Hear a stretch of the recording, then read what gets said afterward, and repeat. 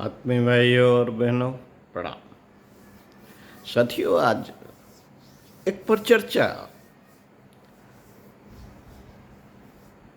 विषय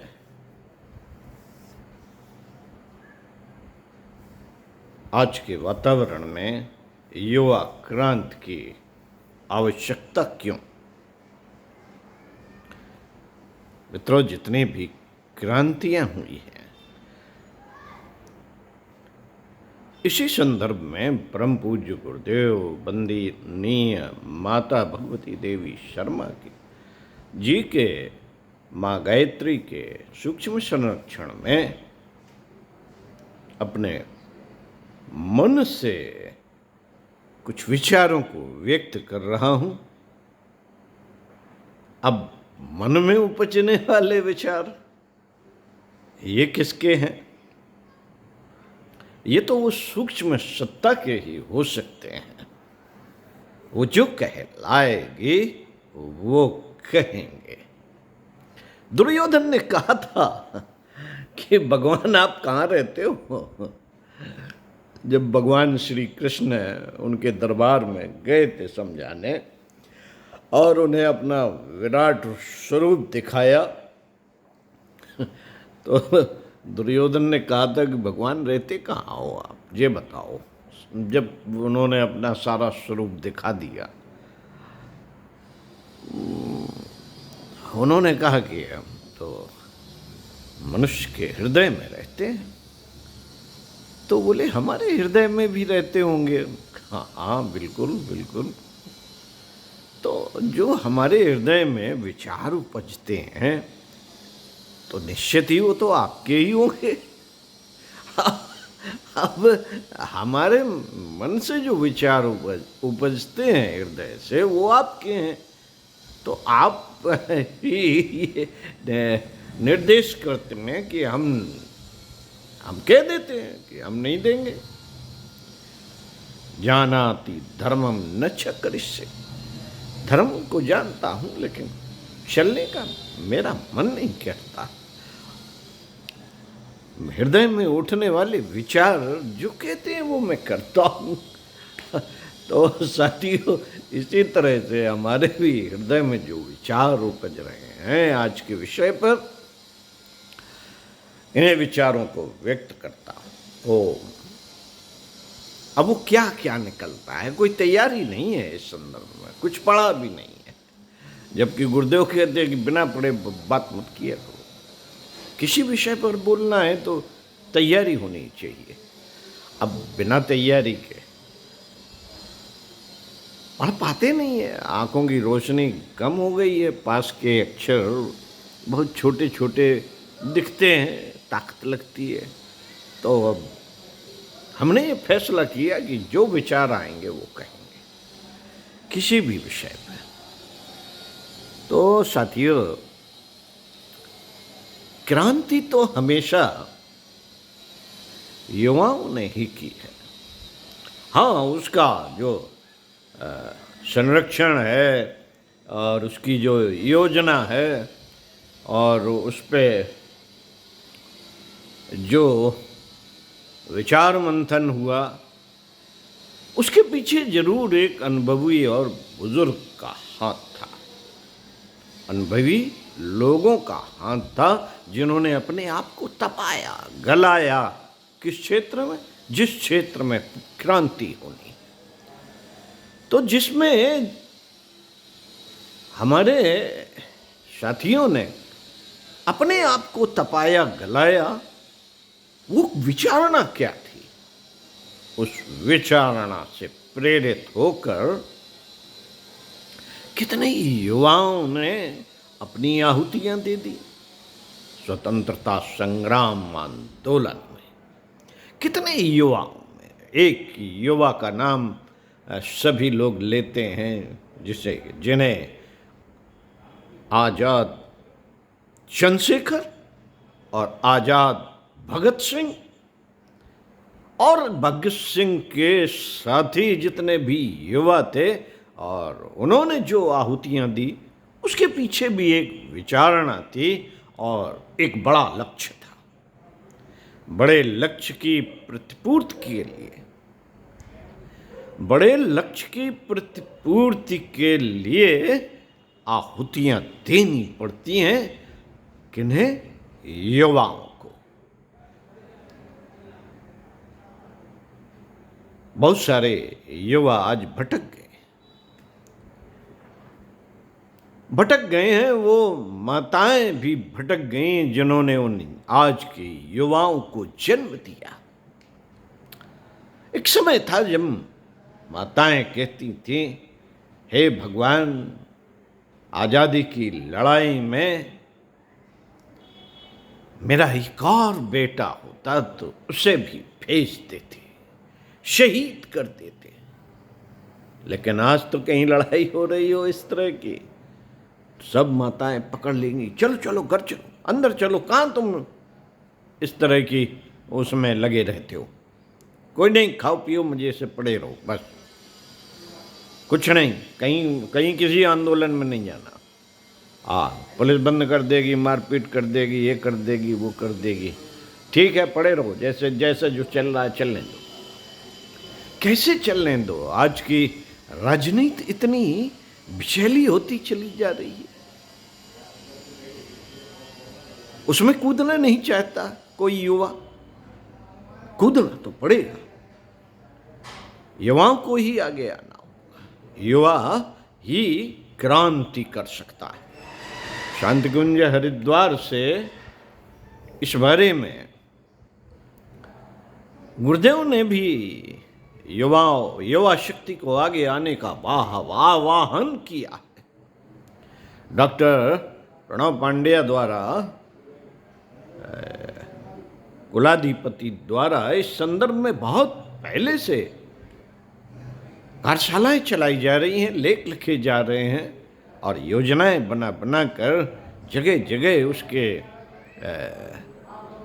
कार्यशालाएं चलाकर जागरण किया जा रहा है कि युवाओं को धर्म क्षेत्र से आते हुए सही और गलत बात को लोगों को बताना चाहिए। उन्होंने राजनीति में भी युवाओं को आने का आह्वान किया कि अच्छे लोग राजनीति में आए और संसद में पहुंचे। धीरे धीरे जब अच्छे लोगों की उपस्थितियां संसद में होने लगेंगी, तब फिर जो भी सरकार बनेगी उसमें अच्छा आदमी बैठा होगा। देश समाज राष्ट्र के लिए उसकी भावनाएं होंगी, उसकी संवेदनाएं होंगी,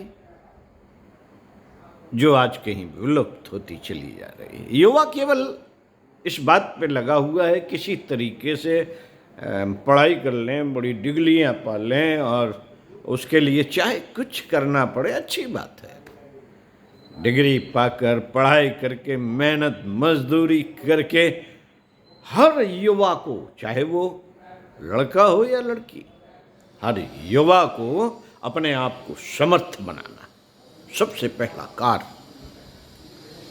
वो बात अलग थी जब सुभाष चंद्र बोस जैसे नौजवान युवाओं ने अपनी महत्वपूर्ण नौकरी में सिलेक्ट होने के बाद भी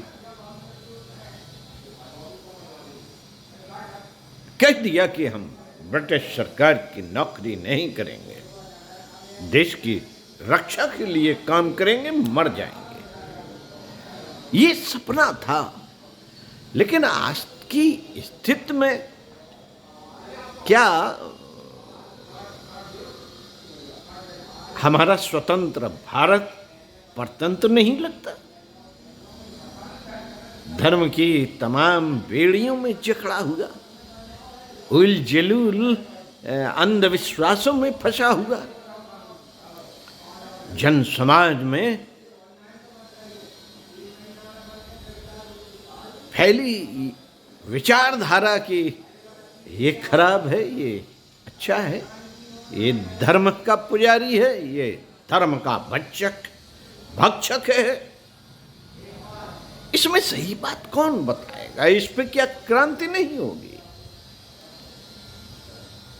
समता, ममता, एकता की बात आती है हर युवा जानता है। हर युवा, अगर एक घर में 4 भाई हैं तो सभी चाहते हैं कि सब बराबर हो, तभी तो प्रेम, स्नेह, सौजन्य का वातावरण बनेगा। कोई एक दूसरे पर निर्भर न रहेगा, तभी तो परिवार, देश, राष्ट्र का वो कुछ काम कर पाएगा। आज ऐसे ही युवाओं की आवश्यकता है। क्रांति क्यों होनी है? बिना क्रांति के बात बनती नहीं।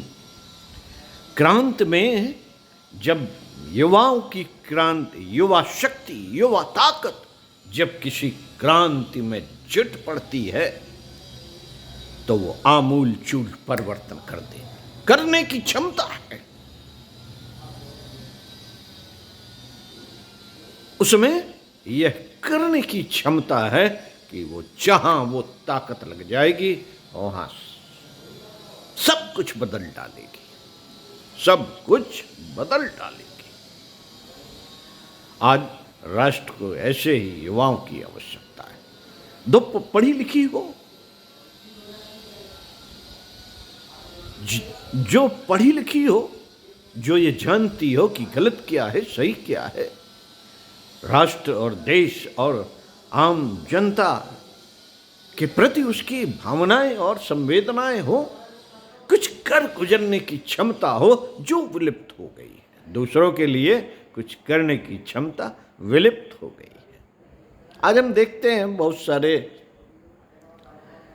लोग हैं जो अच्छे पदों पर बैठे हुए हैं, अच्छा पैसा भी कमा रहे हैं, लेकिन अपने अलावा अपने सुख, अपना वैभव, अपना घर, अपना मकान, अपनी गाड़ी, इसके आगे की बात ही नहीं सोच पाते। परिवार में कौन गरीब बैठा है उसके लिए 4 पैसे लगा दें तो वो भी हमारी बराबरी पर आ जाएगा, इस पे सोच नहीं पाते। जरा सत्याग करने की उनकी ललक भी नहीं उठती। बस भीड़, जहां भीड़ है वहां कूदते हैं, बिना सोचे समझे भीड़ का हिस्सा बनना चाहते हैं। क्रांति क्या करेगा युवा जब वो भीड़ का हिस्सा बनने के लिए ललायत है, पद लोलुपता की तरफ ललायत है कि तो वो क्या करेगा? साथियों, इसके लिए गुरुदेव कहते, बेटा युवा जो ताकत है वो दरअसल शिक्षित तो है लेकिन विद्या से दूर हो गई। विद्या उसे सिखाई नहीं गई, ना कॉलेज में सिखाई गई, ना आचार्यों ने सिखाई, ना ऐसे युवाओं की कोई गुरु भी नहीं है। गुरु उन्हें लगता है कि ये तो गुरु घंटाल है।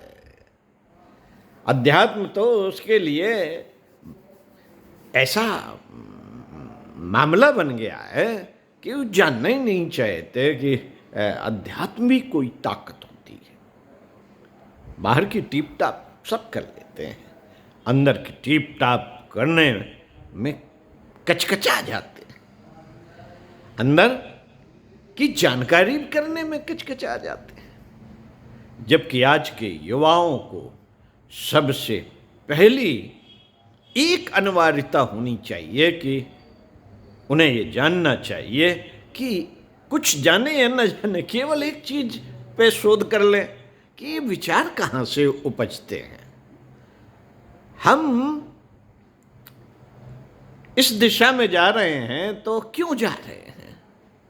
हम प्रभावित किससे हैं?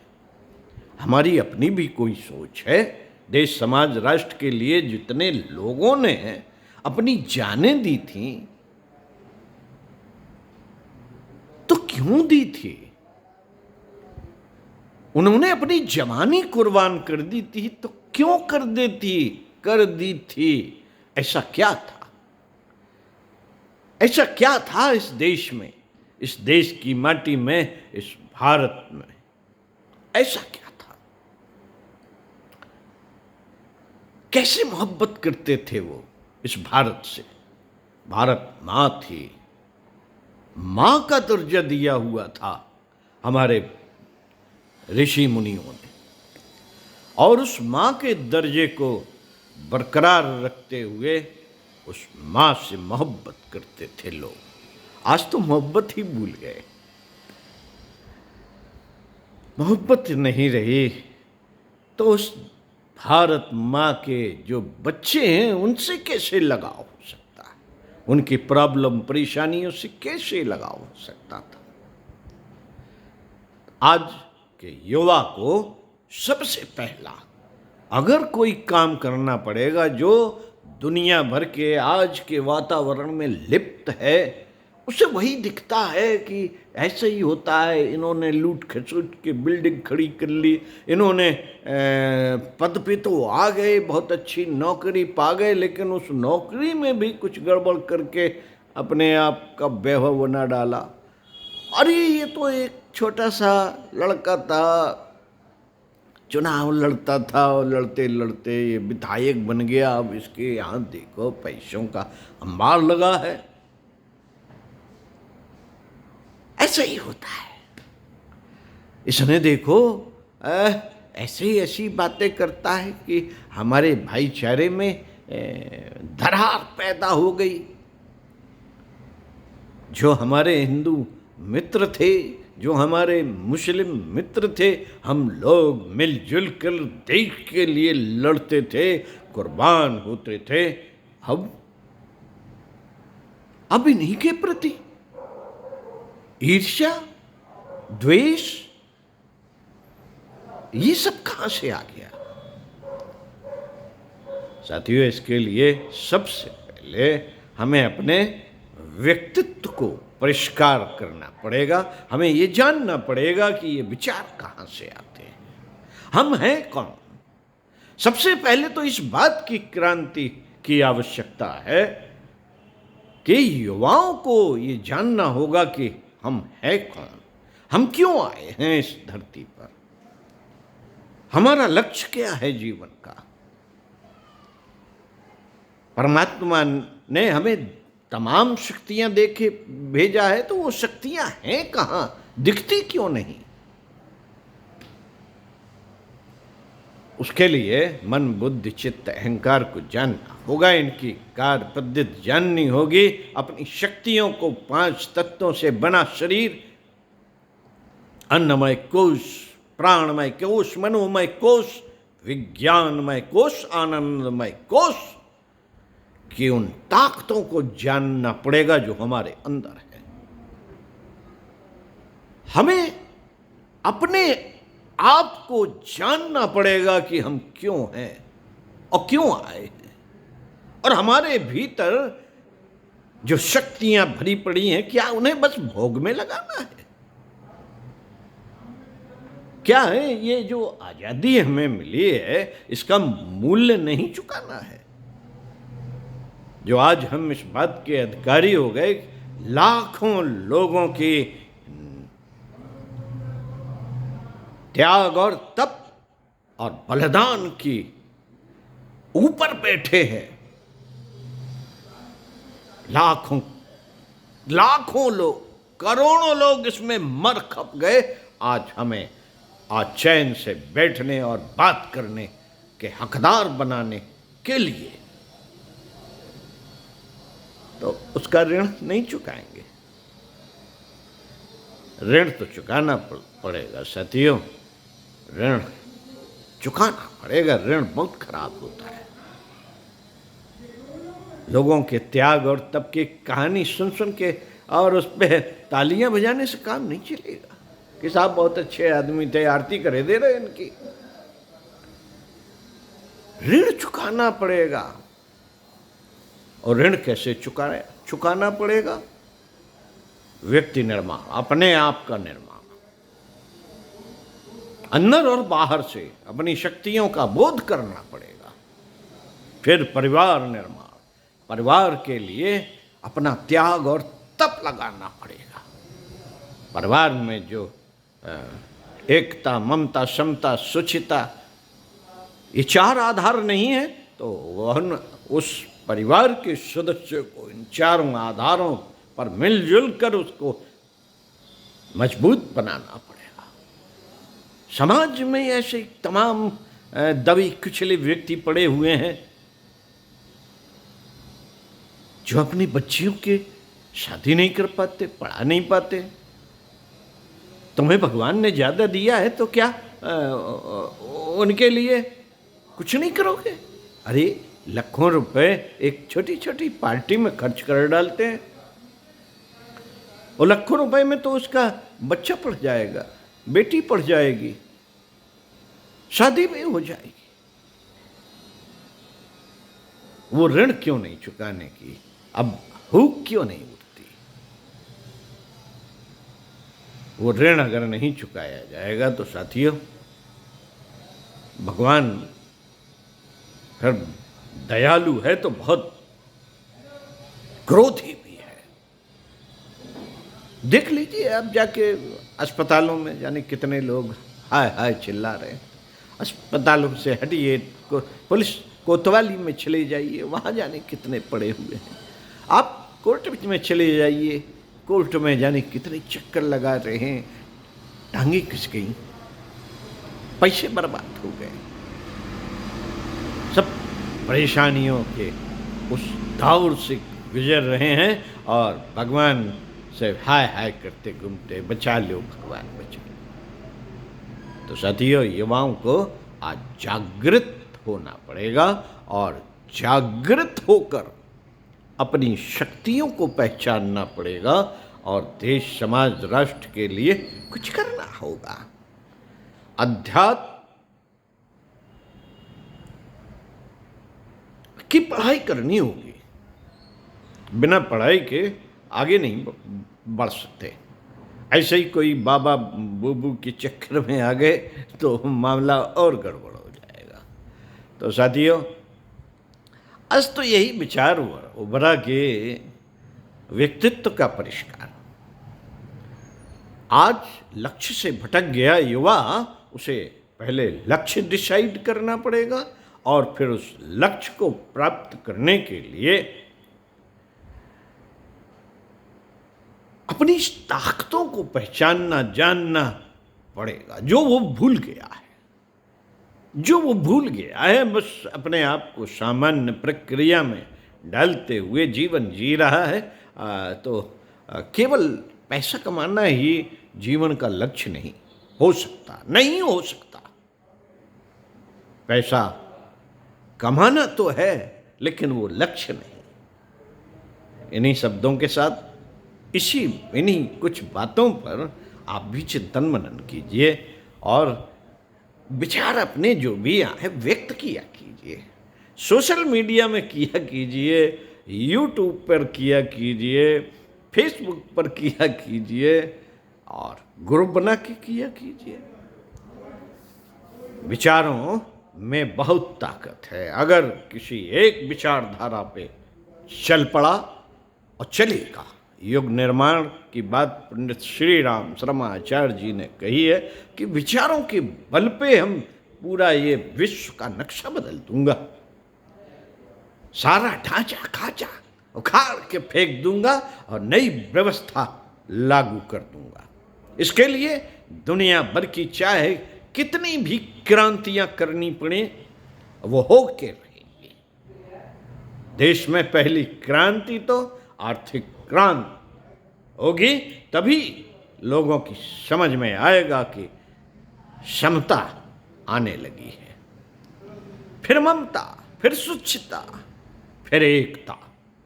भारत एक हो जाएगा, एक धर्म हो जाएगा। होगा कैसे? युवाओं की क्रांति से। युवाओं को इस क्षेत्र में एकदम डट कर आगे आना पड़ेगा, अपनी शक्तियों को जोड़ना पड़ेगा। एक पूरा का पूरा ढांचा खाचा गुरुदेव ने शांति कुंज हरिद्वार, युग निर्माण योजना मथुरा, तपोभूमि मथुरा, आंवल खेड़ा, इन 3 स्थानों से उन्होंने एक चेतना फैला रखी है उस चेतना, एक से संगठन फैला रखा है। उस संगठन से आज युवाओं को जुड़ना पड़ेगा, उस विचारधारा को जानना पड़ेगा कि कौन सी क्रांति है जिसमें युवाओं की आज आवश्यकता है। बस ये जान गया अगर देश का युवा और इसमें इस विचारधारा से जिस दिन जुड़ जाएगा, उस दिन क्रांति की ऐसी लहर आएगी, ऐसी आंधी आएगी जो साथियों देखते नहीं बनेगी। और ऐसी ही आंधी आएगी जैसे कि स्वतंत्रता आंदोलन में आई थी। तो साथियों, आप आगे आइए और जानिए, समझिए कि कौन सी विचारधारा है ये शांत कुंज से जो बात हो रही है। इसको जान जाएंगे तो साथियों, हमें ऐसा लगा कि बहुत पहले क्यों नहीं जुड़े थे। कई लोगों को लगा, जितने महापुरुष हुए हैं अपने देश के राष्ट्रपति जयशंकर, दयाल शर्मा और क्या थे वो याद नहीं आ रहा पद, और कई लोग ने ये लिखा है, वहाँ पे हमने देखा है संत कुंज ने कि यही विचारधारा से अगर पहले हम जुड़ जाते तो हम गुरुदेव के शरण में काम कर रहे होते। आज भी बहुत सारे प्रबुद्ध वर्ग के लोग परम पूज्य गुरुदेव से जुड़े हुए हैं। प्रबुद्ध वर्ग का संगठन है, अधकचरों का नहीं। और प्रबुद्ध वर्ग ही ये जानता है, जब पढ़ता है तब जानता है कि सही क्या है, गलत क्या है, हमारी ताकत क्या है, और हमारे ऊपर चढ़ा हुआ आसुरी चिंतन कौन सा है। इंद्रियों जनित जो सुख है वो आसुरी चिंतन है। और भी बहुत सारी बातें हैं। तो साथियों, आप युवा हैं, उन्होंने तो युवा सभी को कह दिया है, बूढ़े भी युवा हैं, उनमें भी उमंग है, साहस है, कुछ कर गुजरने की क्षमताएं हैं, और जो जवान हैं वो तो युवा है ही। तो चलिए, इन्हीं शब्दों के साथ आज की परिचर्चा यहीं पर समाप्त करते हैं और आपके लिए चिंतन मनन का विषय छोड़ते हैं। तो पढ़ते रहिए कुछ अच्छा, सुनते रहिए कुछ अच्छा, और स्वाध्याय सत्संग का क्रम बनाए रखिए और चिंतन मनन जरूर कीजिए। जो भी विषय पकड़ लिया जाए उस विषय पे ही अपने आप को घुमाते रहिए, तो मन भी सत जाएगा, मन की घुड़दौड़ भी बंद हो जाएगी और विचारों की घुड़दौड़ एक दिशा में लग जाएगी और आप सफलता के एक पायदान पर चढ़ते हुए चले जाएंगे। ओम शांति।